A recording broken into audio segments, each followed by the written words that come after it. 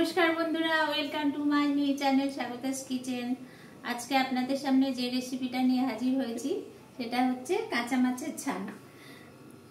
काँचा माछ आमि नुन हलुद माखिए रेखेछिलाम, तारपरे टमेटो कुचि, धनेपाता कुचि, सर्षे बाटा, कालो सर्षे, सादा सर्षे पेस्ट, नारकेल कुड़ो, जिरे, हलुद, लंका गुड़ो और गोटा काँचा लंका और शुकनो लंका। चलुन रेसिपिटा आमि शेयर करब। आमि कड़ाई निये निलाम, तारपर आमि तेल देव। एटा सर्षेर तेले करछि पुरो। प्रथम आमि लंका दिये दिलाम दुटो, तारपरे टमेटो कुचि देव,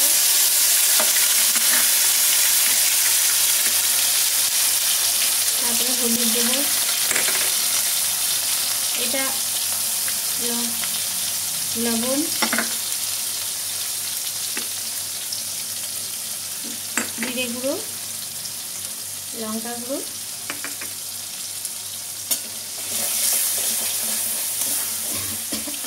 माछटाके भाजबो ना। এটা মশলাটা হয়ে যাওয়ার পরে আমি কাঁচা মাছগুলো ছাড়বো। আগে থেকে আমার নুন হলুদ মাখিয়ে রাখা আছে। এটা 500 গ্রাম কাতলা মাছ আছে। এটা হচ্ছে সরষে আর পেস্টটা দিয়ে দেব। এটা মশলাটা কষা হয়ে গেলে, তেলটা যখন ছেড়ে আসবে মশলা থেকে,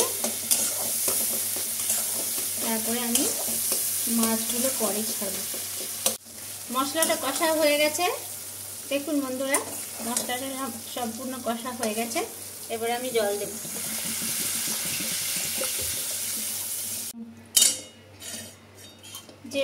যেরকম আপনার মাছ থাকবে সেই পরিমাণ আপনি জল দেবেন।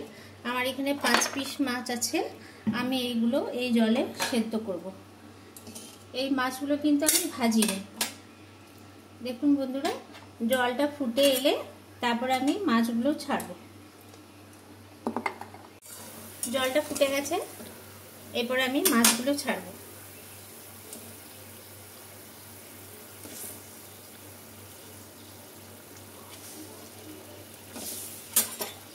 মাছগুলো সেদ্ধ হয়ে আসবে, তারপরে আমি 5 মিনিট ফোটাবো।